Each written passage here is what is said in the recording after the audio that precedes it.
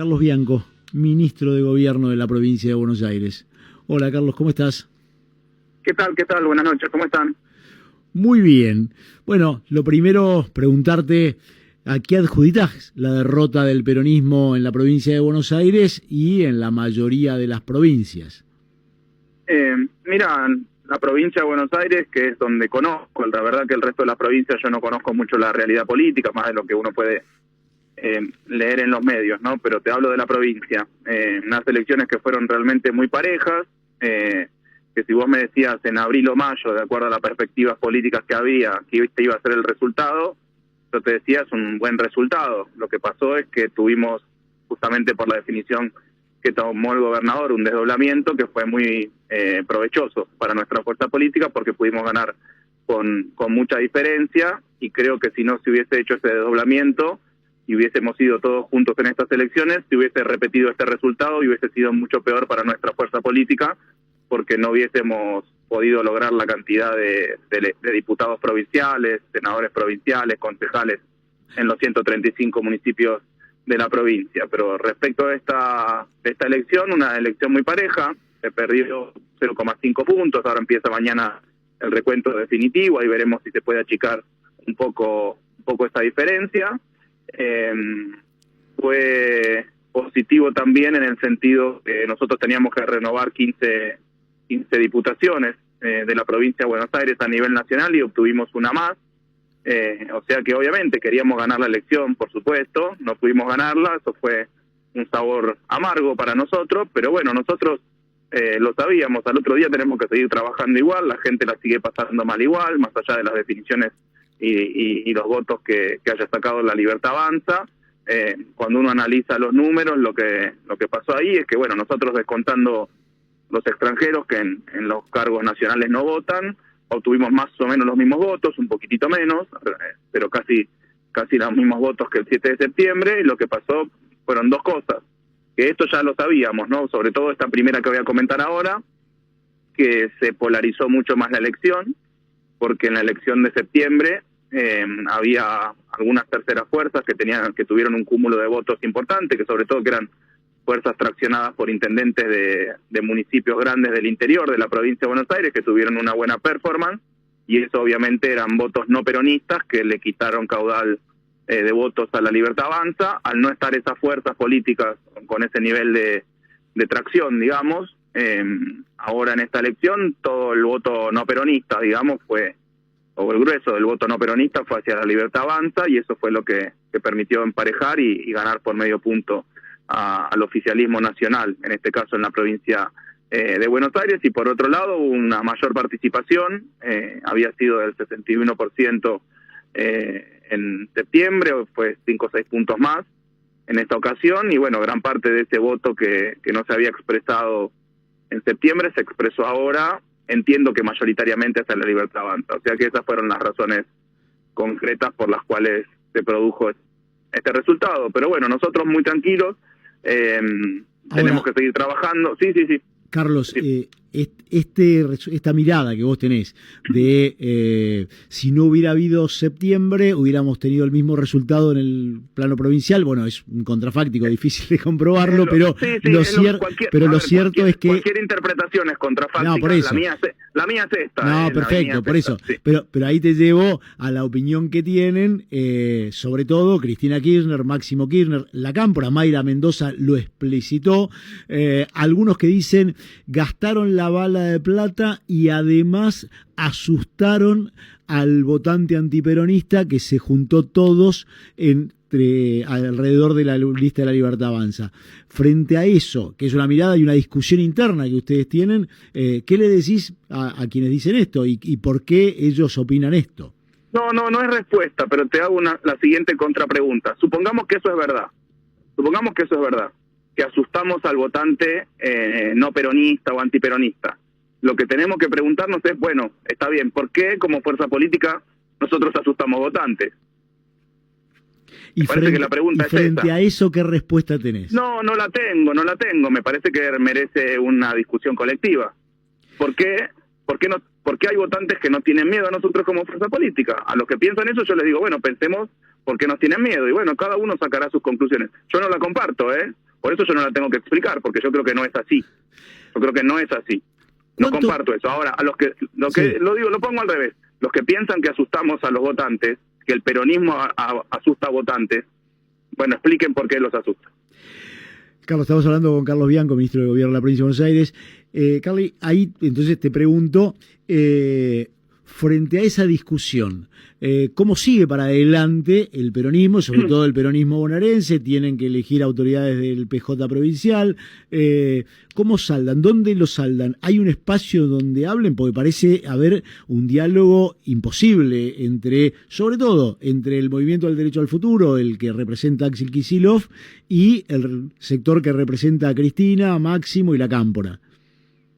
Mira, nosotros siempre lo dijimos, inclusive cuando muy trabajosamente se lograron las listas de unidad, sobre todo la lista de septiembre, que eso fue una mesa en donde estuvimos discutiendo concejal por concejal o candidato a concejal por candidato a concejal, fue realmente muy trabajoso, pero pudimos llegar a una solución que eran listas de unidad. Eso o listas conjuntas, llamámoslo. Eso no implicaba que iban a desaparecer las diferencias y los matices dentro de todos los sectores de nuestra fuerza política. No pasó lo mismo en la confección de las listas de octubre, porque hubo un solo sector que, si bien invitó, le dio lugares a los otros espacios, no hubo una mesa de discusión, no hubo un espacio para discutir candidaturas, así que en esa ocasión no se produjo este mismo debate, pero bueno, ahora pasadas las elecciones, si vos querés, habíamos bajado de alguna forma. Bueno, yo no me hago ni cargo porque yo sigo con el mismo tono, que es que si le tengo que decir algo a algún compañero de otro sector o de otra fuerza política, no lo hago en público, no lo hago al aire, sino que lo llamo y se lo digo. Pero bueno, había menguado, digamos, la discusión pública, las diferencias públicas, y bueno, terminada la elección, hubo algunos compañeros, algunas compañeras que salieron a plantear nuevamente diferencias.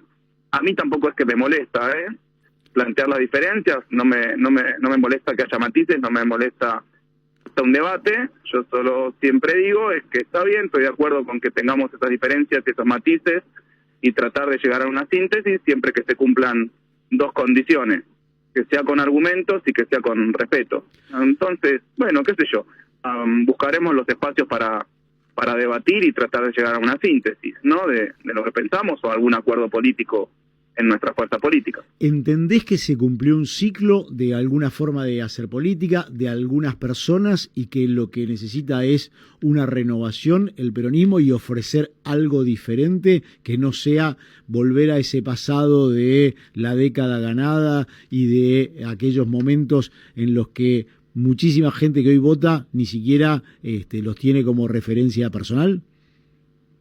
Mira, yo creo que se terminó un ciclo en 2015, porque después, efectivamente, más allá de que gobernamos de 2019 a 2023, no pudimos llegar a lograr los resultados que habíamos tenido en esa primera etapa de Néstor y de Cristina. En ese sentido hubo una ruptura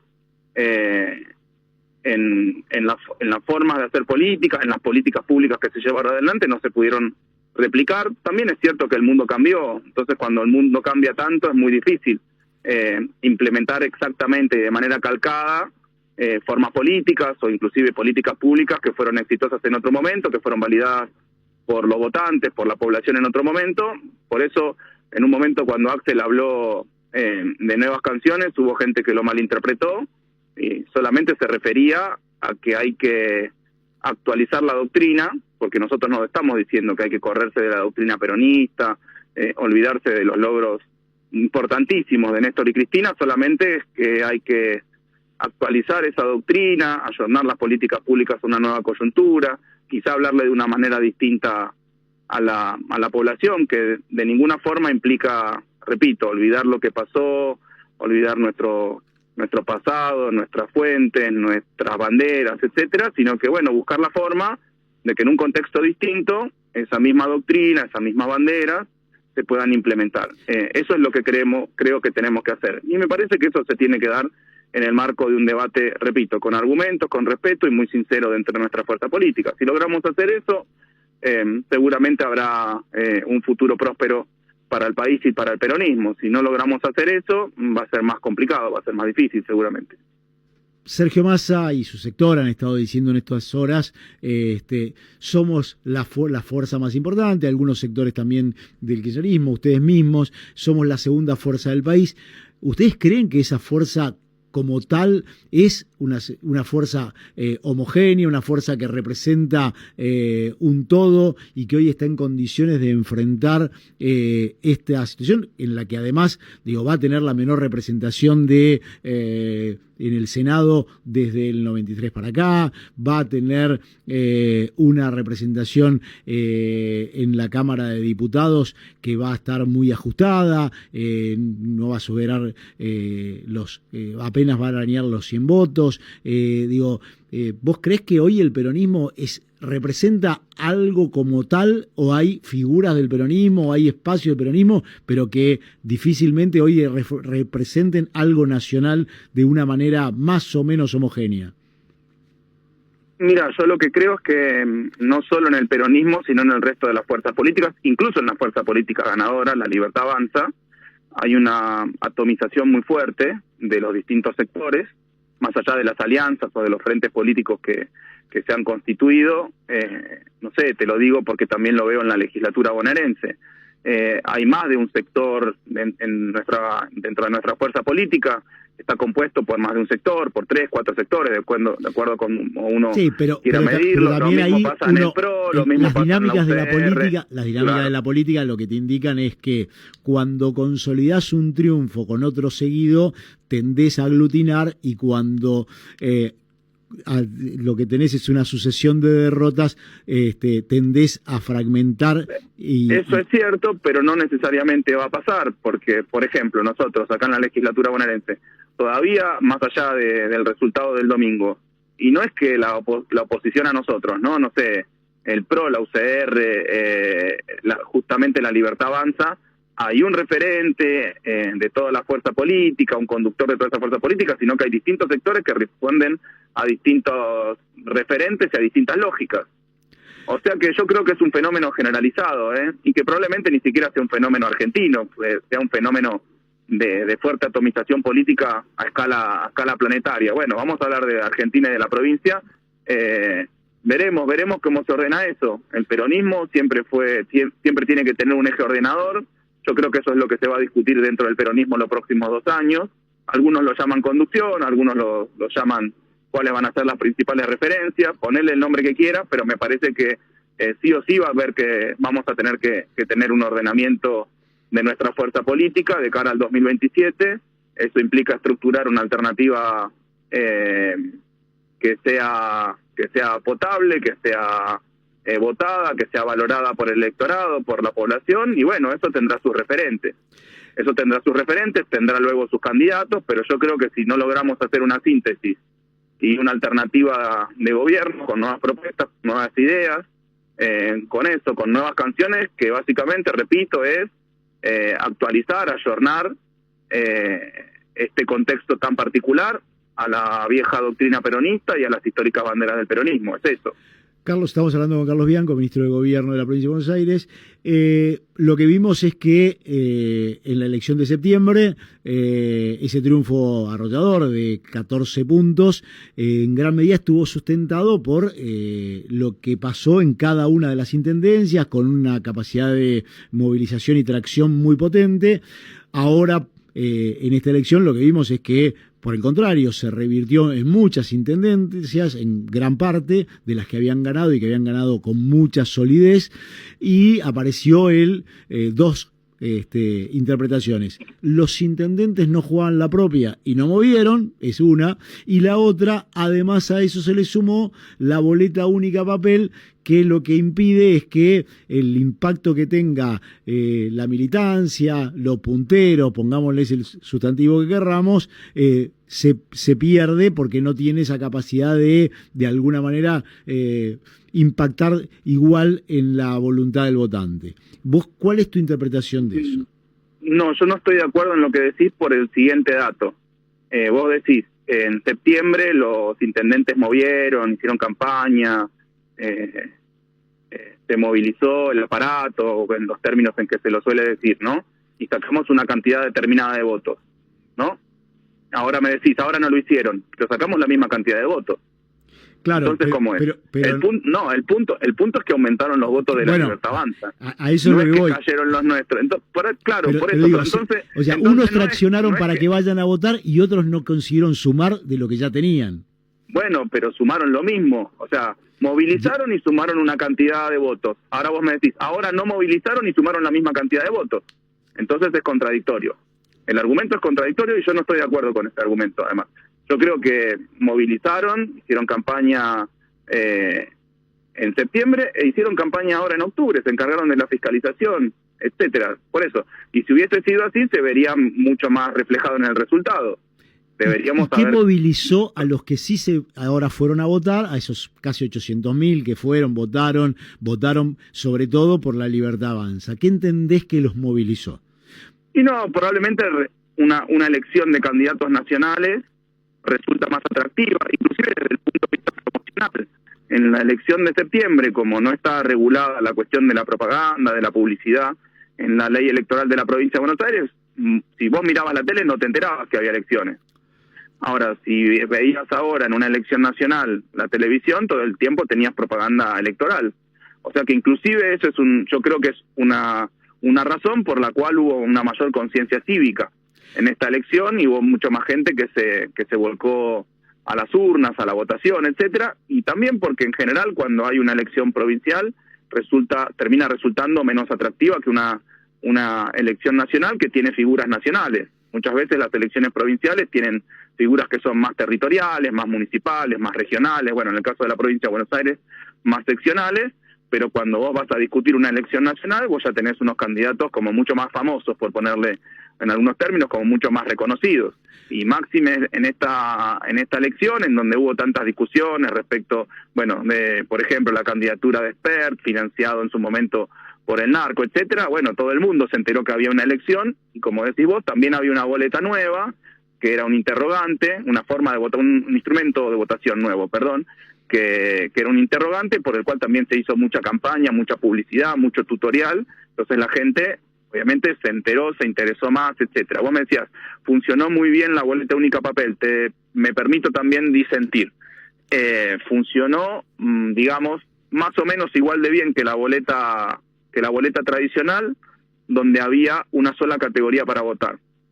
En donde había dos categorías, por ejemplo, si mal no recuerdo, Chaco y Entre Ríos, que hoy estuve mirando los datos, vos fijate esta diferencia. En el voto a senadores, que era la primera